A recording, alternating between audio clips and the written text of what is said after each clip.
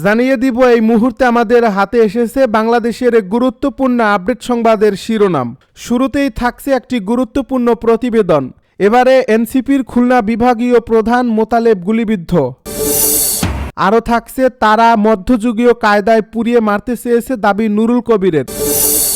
এদিকে ঢাকা 10 আসনে মনোনয়ন ফরম সংগ্রহ করলেন আসিফ মাহমুদ।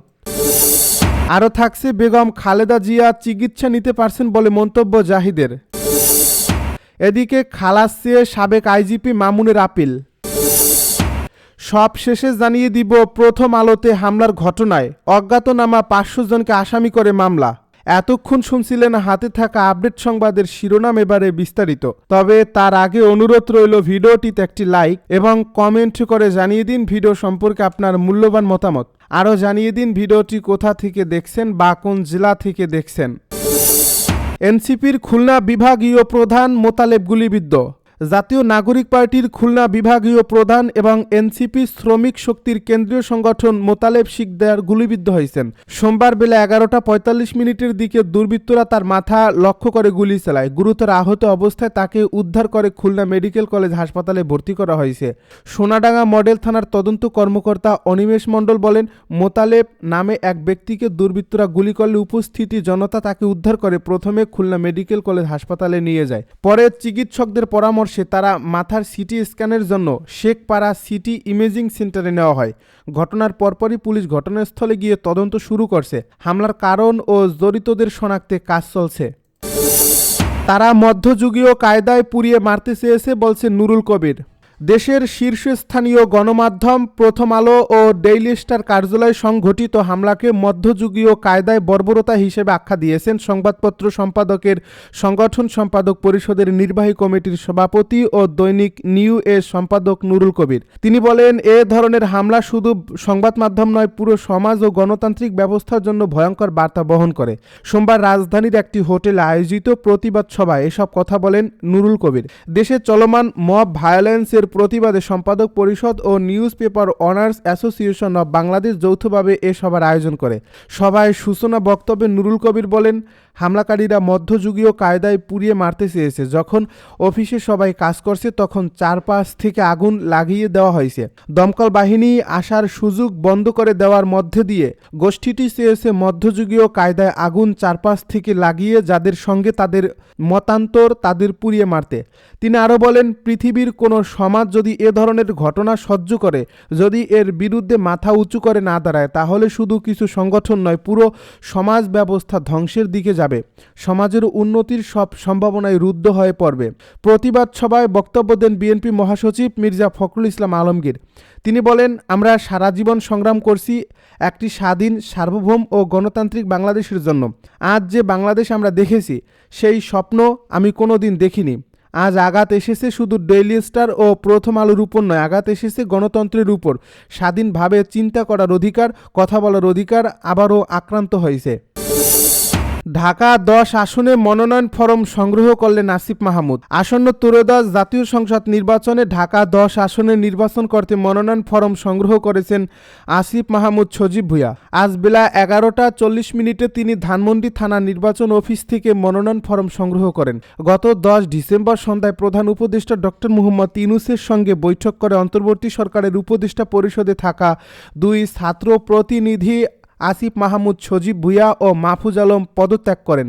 এদিকে ঢাকা 10 আসনে বিএনপির মনোনয়ন পেয়েছেন দলটির নির্বাহী কমিটির সদস্য শেখ রবিউল আলম। জাতীয় নাগরিক পার্টি এখন পর্যন্ত এই আসনে প্রার্থী ঘোষণা করেনি। অন্যদিকে এই আসনে জামায়াতের প্রার্থী সুপ্রিম কোর্টের আইনজীবী জসিমউদ্দিন সরকার। তিনি জামায়াতের কেন্দ্রীয় কর্মপরিষদের সদস্য।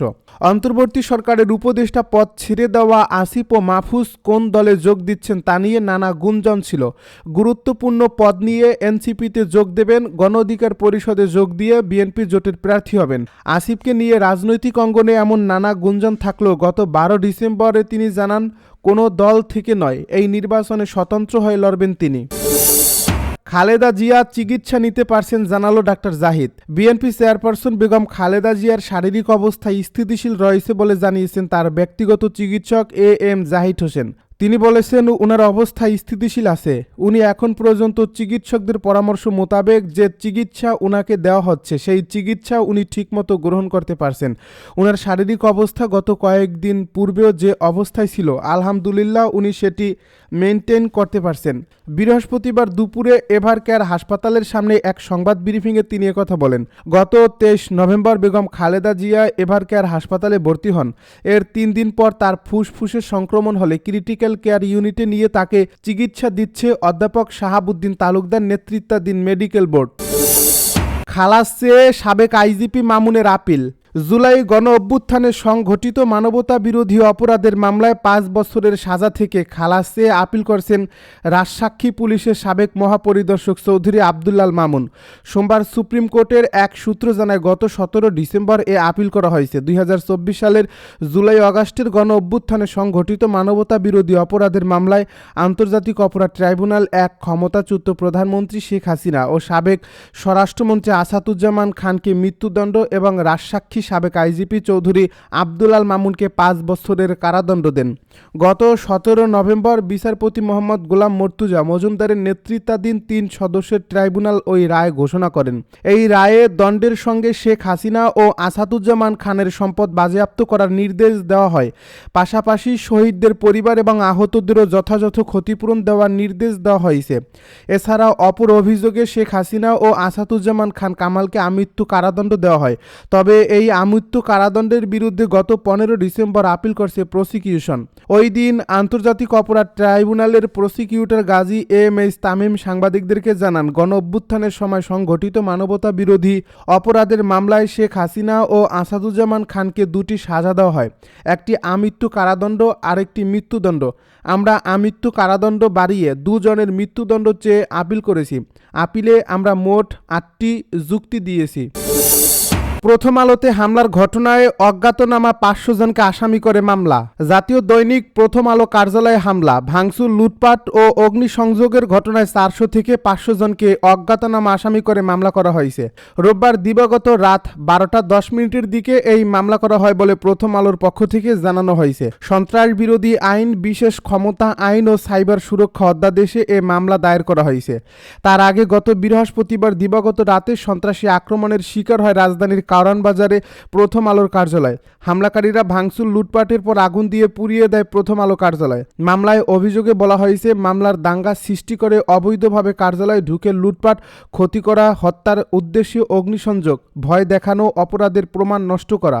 মামলায় প্রথম আলো পত্রিকার প্রকাশনা বন্ধ ও অফিসের কাজে বাধা দিতে, অগ্নিসংযোগ ও ভাঙচুর, অনলাইনে অপরাধমূলক কর্মকাণ্ডের নির্দেশনা দেওয়া এবং অন্তর্ঘাতমূলক কাজের অভিযোগ আনা হয়েছে। হামলা, ভাঙচুর ও অগ্নিসংযোগের সময় শুধু লুটপাট করা সম্পদের মূল্য 2,50,00,000 টাকা বলে মামলার এজাহারে উল্লেখ করা হয়েছে। এজাহারে প্রথম আলো আরও জানিয়েছে সব মিলিয়ে ক্ষয়ক্ষতির পরিমাণ 32 কোটি টাকা। মামলার এজাহারে আরও বলা হয়েছে গত বৃহস্পতিবার রাত 11:15টার দিকে 20 থেকে 30 জন অজ্ঞাতনামা দুষ্কৃতী দেশীয় অস্ত্র, লাঠিসোঁটা, ধার্য পদার্থ নিয়ে মিছিল করে কারওয়ান বাজারে প্রথম আলো কার্যালয়ের সামনে এসে হামলার চেষ্টা চালায়। পুলিশ বাধা দিলে তারা বেআইনিভাবে প্রথম আলো কার্যালয়ের সামনে সমবেত হয়ে উত্তেজনা সৃষ্টিকারী স্লোগান দেয়। বিভিন্ন জায়গায় ফোন করে ও সামাজিক যোগাযোগ মাধ্যমে পোস্ট দিয়ে তারা লোক জড়ো করে প্রথম আলোতে হামলার জন্য উস্কানিমূলক পোস্ট দিতে থাকে। এজাহারে আরও বলা হয় ঢাকার বিভিন্ন জায়গা থেকে 400 থেকে 500 জন দুষ্কৃতকারী প্রথম আলো কার্যালয়ের সামনে জড়ো হয়। রাত 12:50 দিকে তারা প্রথম আলো কার্যালয়ের ফটকের কাজ ও শাটার ভেঙে ভাঙচুর, লুটপাট ও অগ্নিসংযোগ করে। তারা ভবনের সামনের কাজ ভেঙে আসবাবপত্র, মালপত্র, নথিপত্র নিচে ফেলে আগুন ধরিয়ে দেয়। বিভিন্ন তলার 150 কম্পিউটার, ল্যাপটপ, বৈদ্যুতিক সরঞ্জাম, লকারে রাখা টাকা, প্রথম আলো প্রকাশের বইপত্র লুট করে নিয়ে যায় দুষ্কৃতকারীরা। তারা ভবনের অগ্নি নির্বাপন ব্যবস্থা নষ্ট করে ফেলে, সাক্ষ্য প্রমাণ নষ্ট করতে সিসিটিভি ক্যামেরা ভেঙে ফেলে। তারা ফায়ার সার্ভিসকেও আগুন নেভানোর কাজে বাধা দেয়। অন্তর্বর্তী সরকারের পক্ষ থেকে জানানো হয়েছে জাতীয় দৈনিক প্রথম আলো ও ডেইলি স্টার এবং সাংস্কৃতিক সংগঠন ছায়ানট ও উদীচীর কার্যালয়ে ভাঙচুর ও অগ্নিসংযোগের ঘটনায় এখন পর্যন্ত 31 জনকে শনাক্ত করা হয়েছে। এর মধ্যে 9 জনকে গ্রেপ্তার করেছে আইনশৃঙ্খলা বাহিনী।